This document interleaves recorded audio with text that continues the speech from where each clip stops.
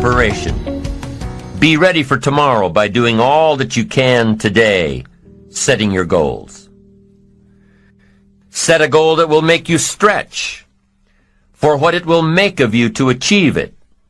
What a brand new reason for setting goals. What an all-encompassing challenge to have a better vision of the future, to see what it will make of you to achieve it. And here's why. The greatest value in life is not what you get. The greatest value in life is what you become. The major question to ask on the job is not, what am I getting here? The major question to ask is, what am I becoming here? It's not what you get that makes you valuable. It's what you become that makes you valuable. Set the kind of goals that will make something of you to achieve them. So there you have the two components of positive self-direction. Number one, self-knowledge, knowing who you are and what you want to do with your life. And number two, self-preparation, getting ready for the opportunities before they come your way. You need both aspects for positive self-direction, figuring out who you are and what you want, and being prepared for the day you reach your goals, being ready, being worthy, becoming the person you need to be in pursuit of what you want. What good is an opportunity if you're not prepared to take advantage of it? It's no good. Won't do a thing for you. Be prepared. Now here's what's called the self-knowledge acid test. Quickly, without thinking too much about it, quickly list your 3 most important long-term work-related goals. Is it a client you've been trying to sign for several months? Is it a major sale you've been trying to make? Is it a promotion? Is it a partnership in the firm? Quickly list your 3 most important long-term work-related goals. Achievements that you want to make. Achievements that will take a while to get. Write them down. Again, without thinking too much about it, quickly list your 3 most important personal and spiritual goals. Things that will make a difference in your personal life. Is it going to church more often than holidays? Grasping all you can from the Sunday sermon? Is it spending more quality time with your kids? Is it turning the TV off during the dinner hour and actually talking about the important things in life with your family? Is it making more dates with your spouse? Is it planning a much-needed family vacation? What is it? What are the important goals in your personal and spiritual life? Is one of them making a conscious effort to exercise more, to eat better, to lose some weight, to get in shape? What are the 3 most important personal and spiritual goals that you have? Write them down. Doesn't matter what they are, just write them down.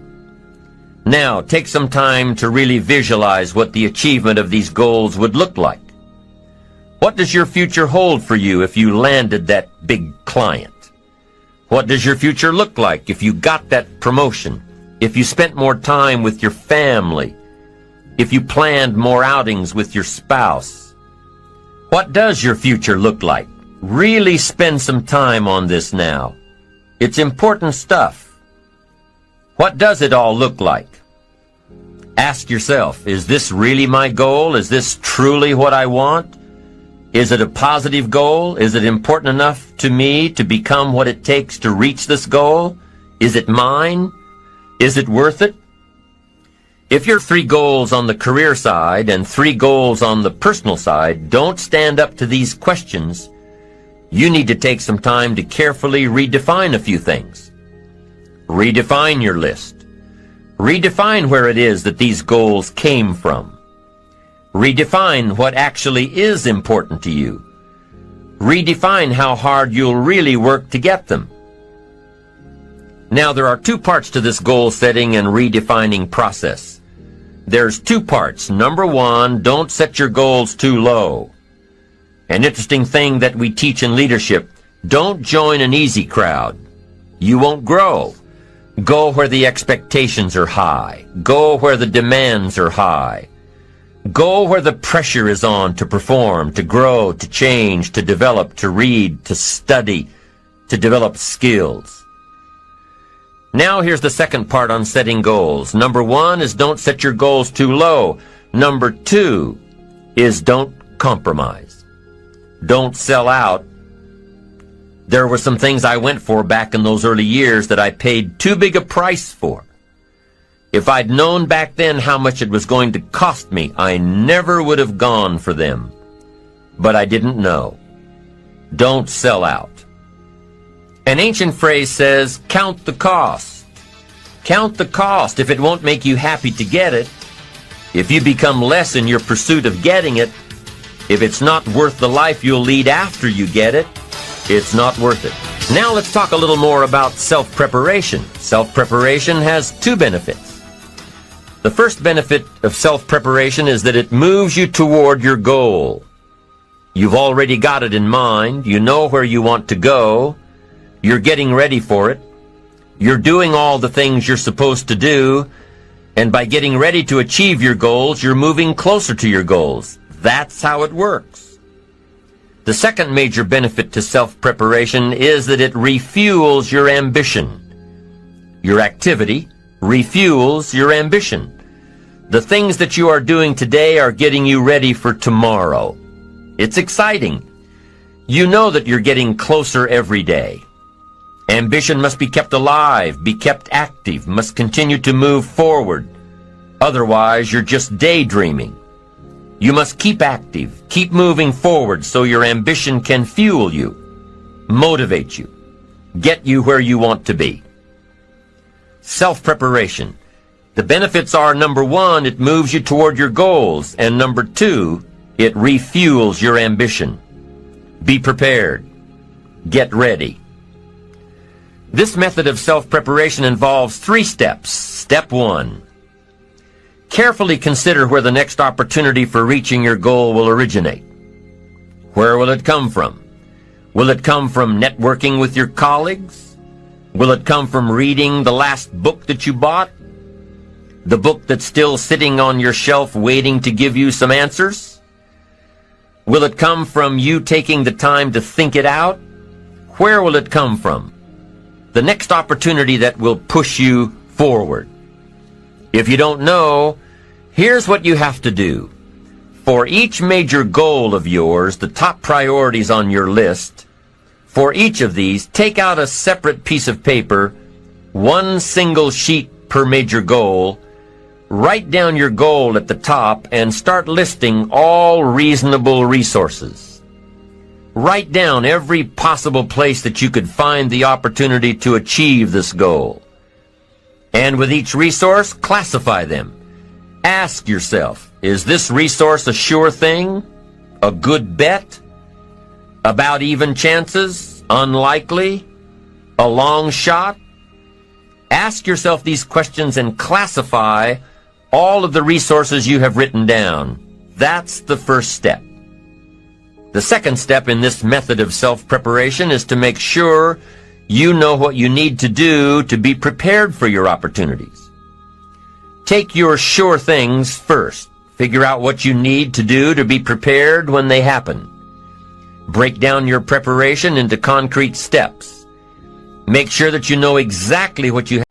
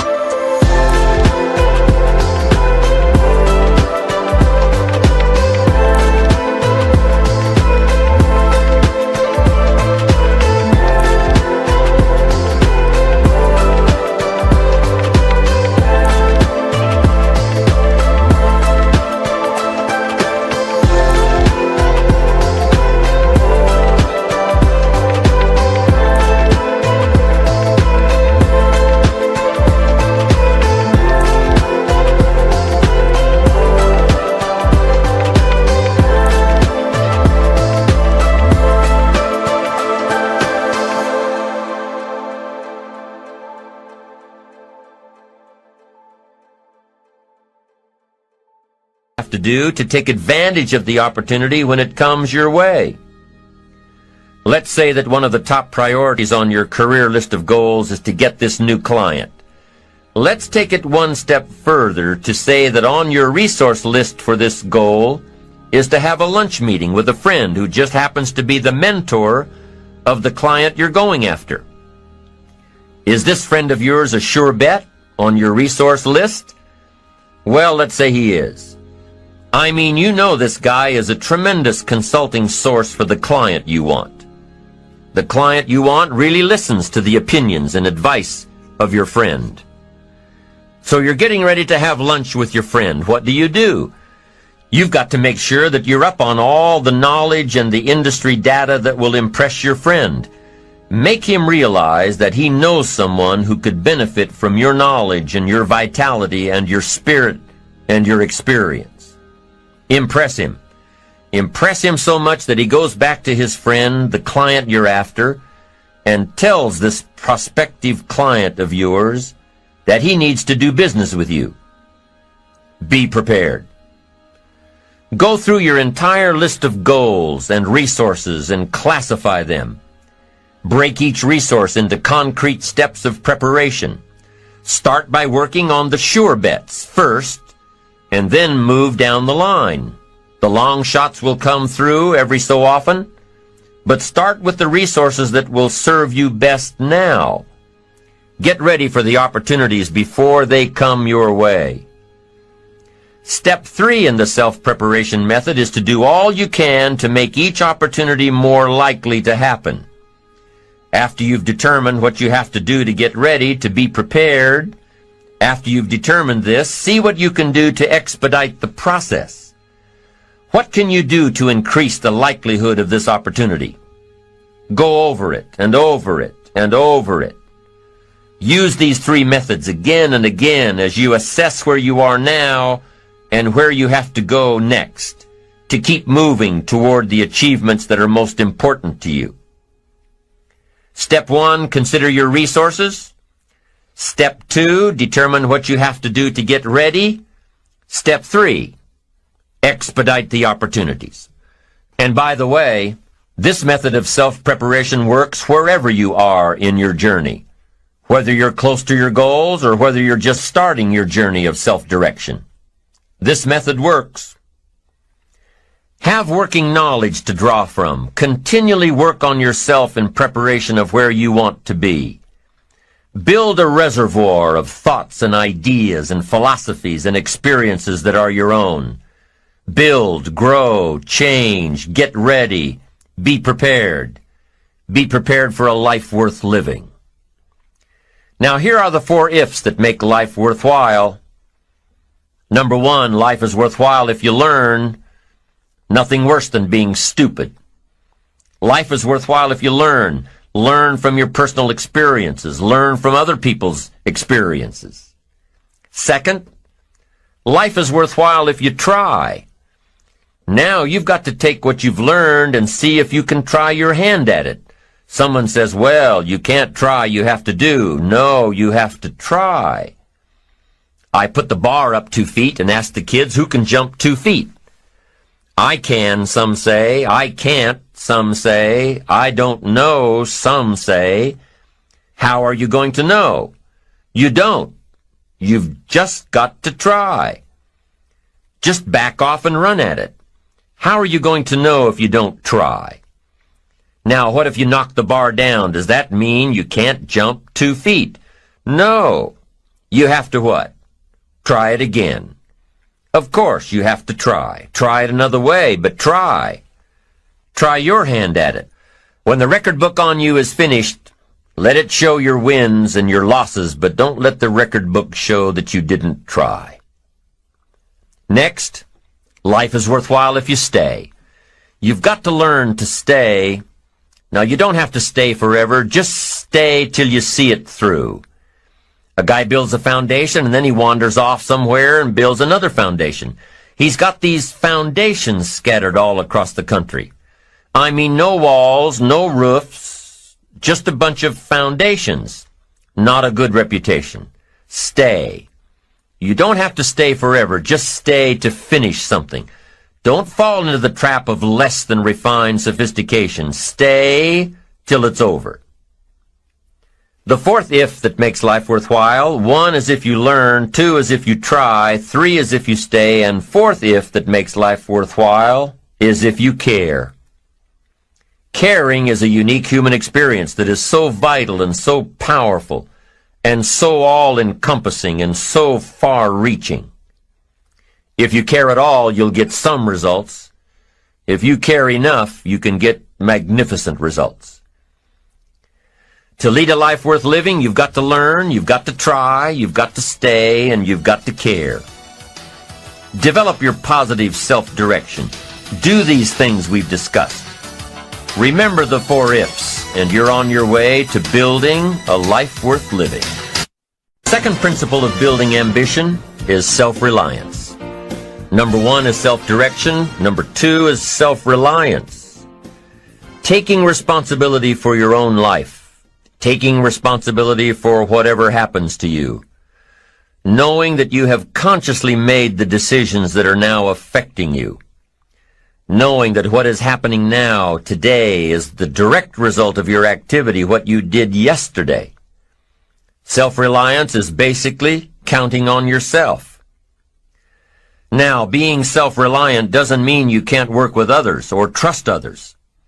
Self-reliance means counting on yourself, trusting yourself, being confident with yourself, being responsible to yourself, trusting your own instincts, trusting the conclusions that you have developed from your study of experiences and philosophies, taking the credit that is due you, learning from the mistakes that you have made, being self-reliant.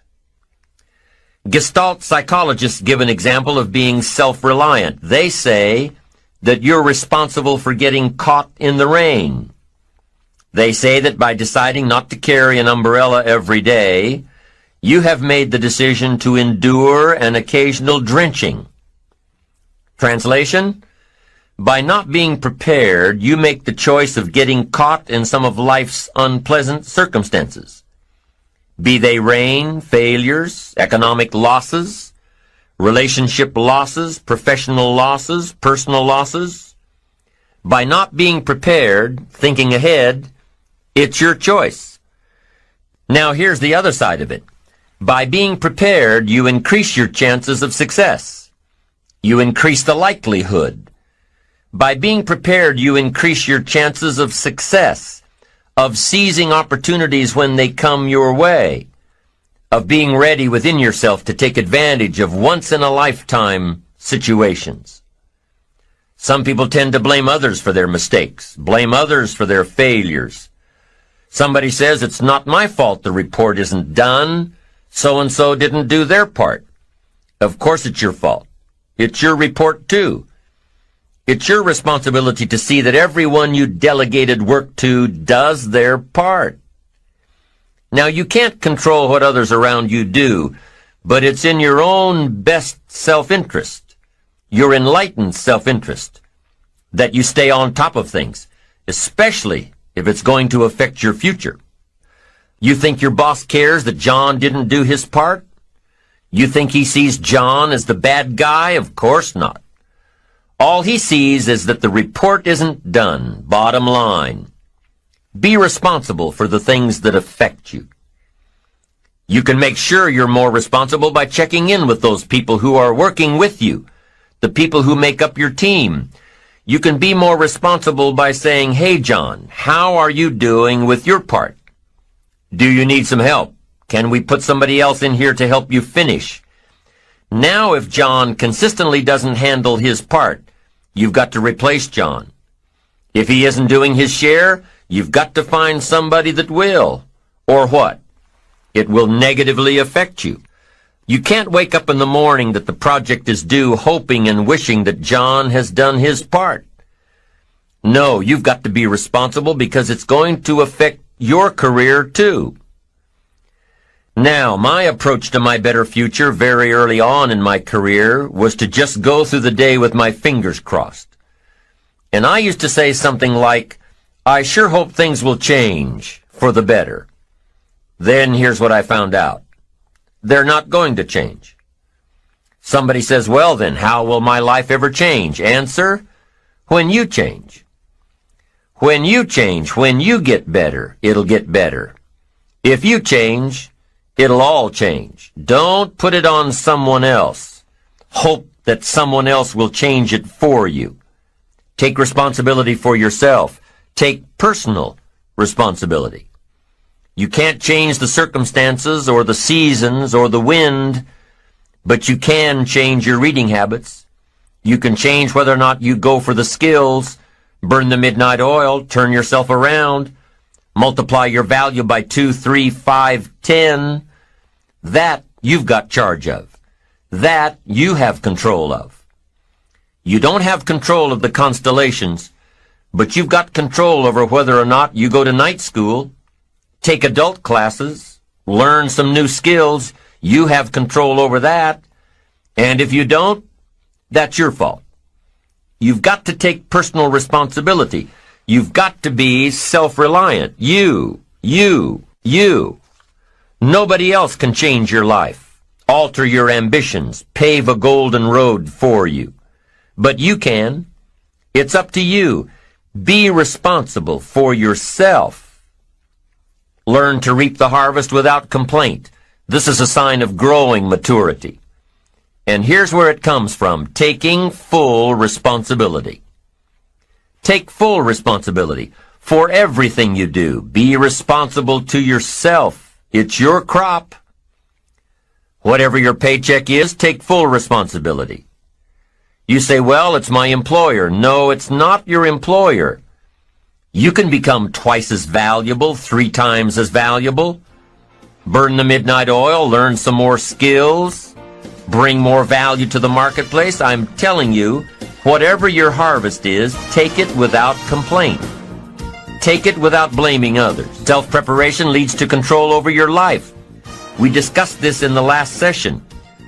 Whenever you prepare correctly, taking all of the steps you're supposed to take, doing everything in your power to stay on track, whenever your preparations lead to success, achieving your goals, you reinforce the disciplines that got you there.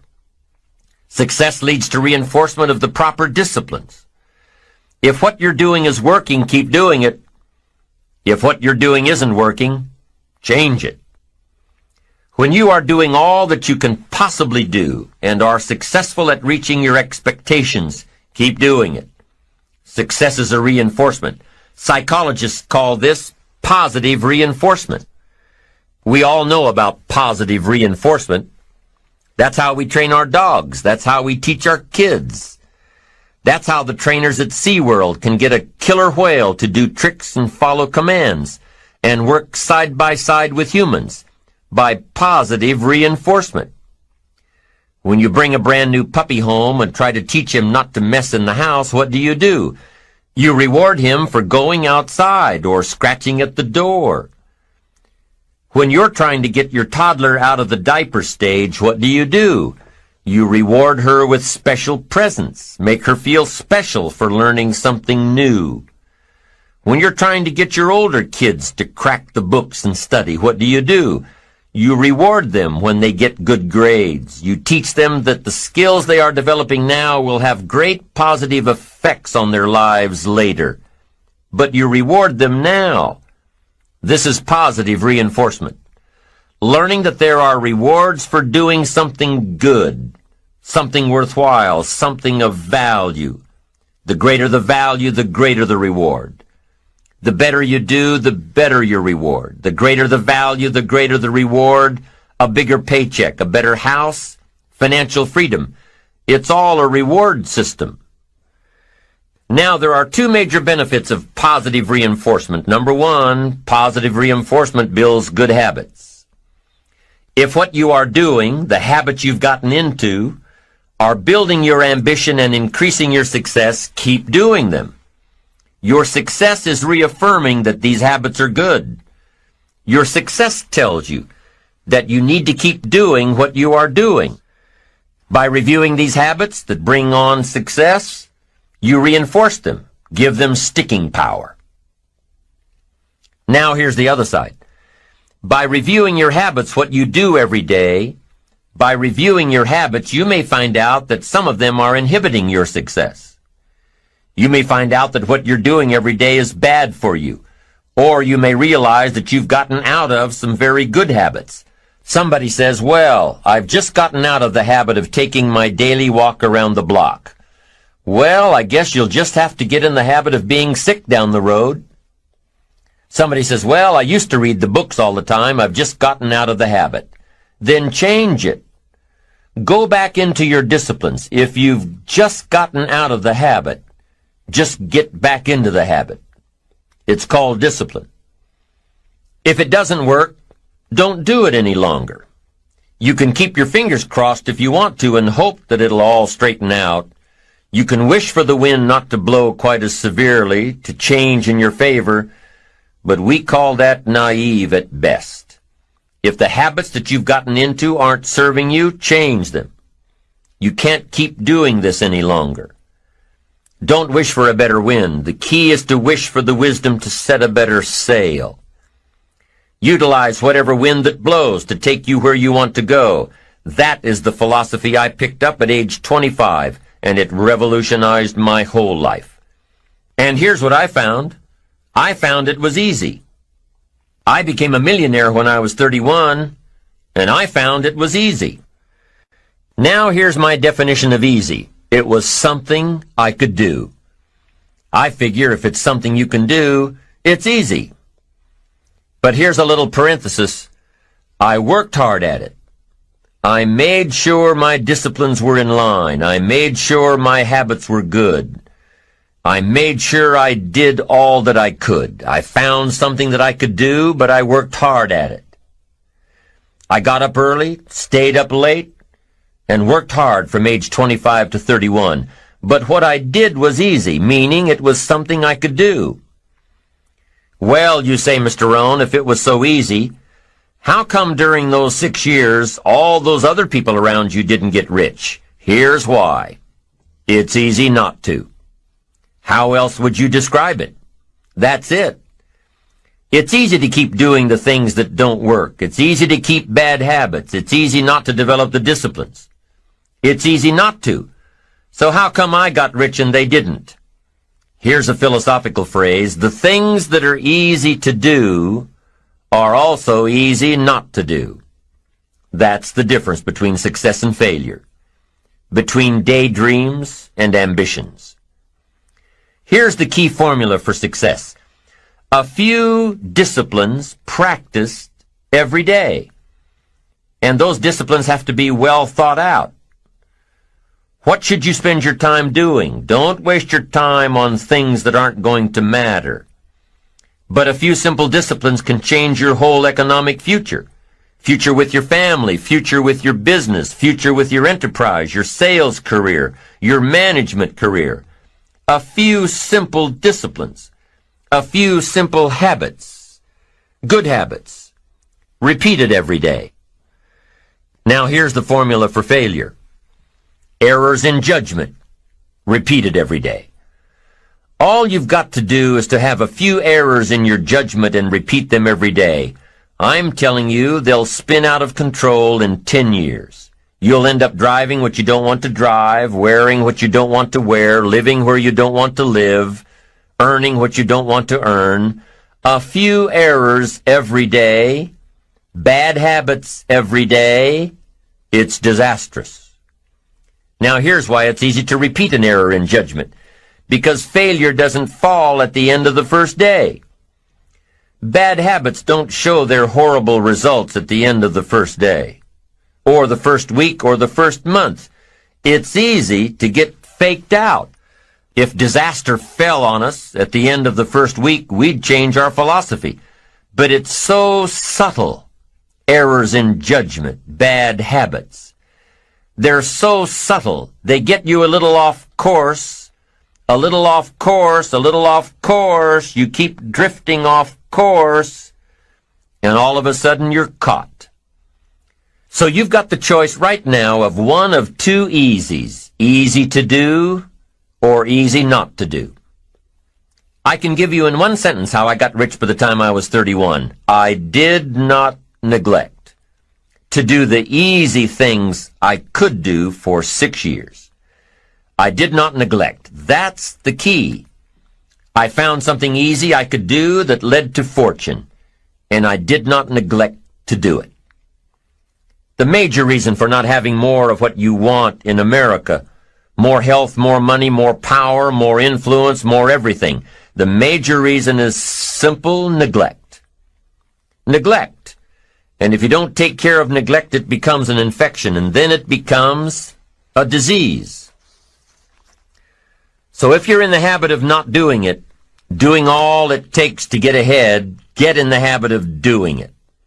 Doing all it takes. That's the first benefit of positive reinforcement, building good habits.